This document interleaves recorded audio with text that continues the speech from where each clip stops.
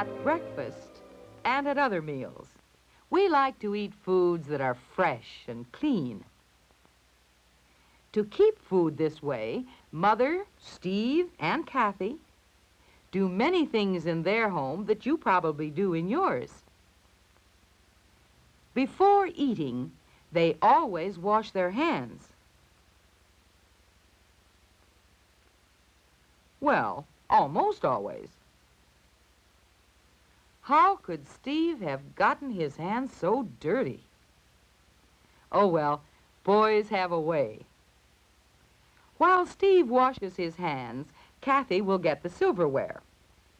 Oops, she dropped a spoon. Will she use it anyway? No, she places it in the sink to be washed again. Is this something you would do? Later, Kathy pours the milk. As soon as she's done, she returns the bottle to the refrigerator. Is this something that you would do? Now, Steve is ready for breakfast. And Father, too. Father is also careful about the food he eats. The sausage looks good.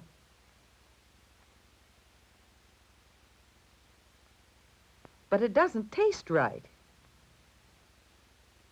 So, he won't eat any more of the sausage. It may be spoiled. Often we can tell if foods are good to eat by smelling or tasting them. You should never eat foods if you're not sure they are safe.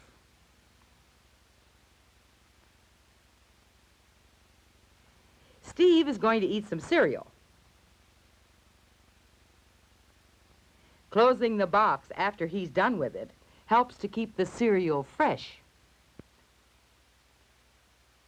Later, when Mother takes out bread for the children's lunch, she closes the wrapper again to keep the bread fresh. Mother is going to put some apples in the lunches, too. But first she'll wash them. Do you know why she does this? The apples may not be clean. Before arriving at our home, apples and other fruits may have been handled by many people, although they shouldn't handle them. When apples are growing on apple trees, they are sprayed with insecticides so that insects will not eat them. Washing fruits and vegetables helps remove dirt or insecticides that may be on them. Washing dishes also helps us keep our food fresh and clean. To find out why, let's do an experiment with some leftover food on a plate. What do you suppose will happen if the food is not washed off? After several hours, we can see some changes. The slices of peach have turned brown, and the lettuce has wilted. After several days, we can see some fluffy stuff on the food. This is mold. The mold growing on the food and germs too small to see may be harmful. Some molds and some germs can make you sick if you eat them. That's one reason why we wash dishes, so that we don't give mold and germs a place to grow. Now let's see what happens if a bottle of milk is left out of the refrigerator for a long time.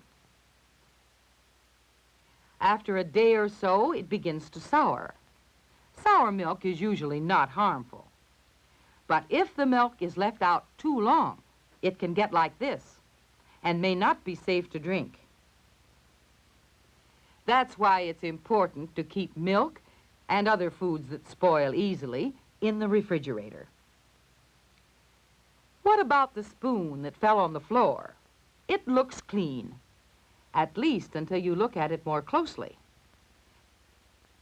Along the edge, you can see bits of dirt picked up from the floor. Dirt may not make you sick, but it's safer if you don't eat with things that have fallen on the floor until they're washed again.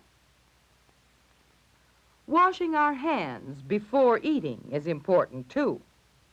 These hands may look clean from here, but a closer view shows dirt along the tiny grooves of the skin. There are germs here too, although you can't see them because they're very tiny. Tiny, invisible germs may be left on the food you touch. This bread, for example. If you look at the bread very closely, you can see dirt left by the fingers. Where there is dirt, there are usually germs. The best way to get dirt and germs off your hands is to wash and scrub them well, using lots of soap and rubbing it in between the fingers, on the back of the hands, and on the wrists too. Gets them clean all over. This should be done especially before handling food, as at mealtime. See how clean the hand looks now? Even when we look at it very closely, dirt and germs that might cause us to get sick have been washed away. Another thing you can do to keep germs away from food is to keep it covered.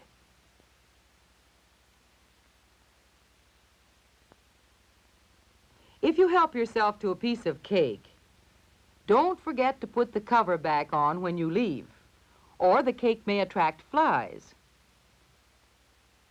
Do you know that ordinary houseflies carry germs on their hairy bodies, feet, and tongues?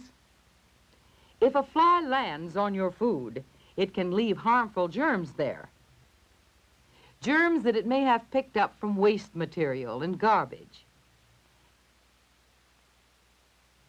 To keep flies from spreading germs, you can see that it's important to cover a garbage pail, as Mother has done. She closes the screen door tightly to keep flies out of the house. At the school lunchroom, there are other things you can do to keep foods fresh and clean. If you have to sneeze, turn away from the food. And cover your nose so you don't spread germs to the other children or to the food. Using tongs to handle food is another way to avoid spreading germs. Using straws sealed in paper wrappers helps to keep dirt and germs out of milk. The milk cartons are kept in a cooler. That works something like the refrigerator at home. Even though the children are away from home, they still handle their food carefully.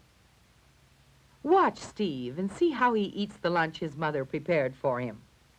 When he unwraps his sandwich, he keeps the uneaten half on the wrapper. Keeping food on a wrapper, or a plate or tray if you have a hot lunch, helps keep the food and the table clean. If someone offers you a bite of his food, don't eat it if it has touched his mouth. Sally has a sandwich left over from yesterday. Kathy would like it, but if it's been out of the refrigerator for so long, it may be spoiled. That's right, Kathy.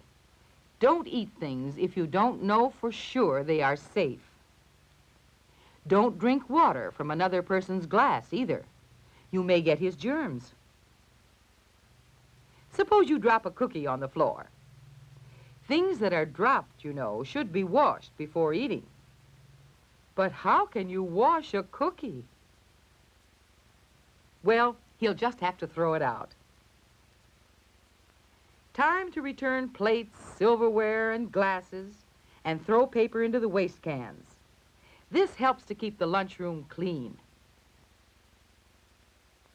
Wherever you are and whatever you do, it will help you to stay healthy if you remember the many ways there are to keep food safe to eat. Keeping food safe to eat is one of our good health habits.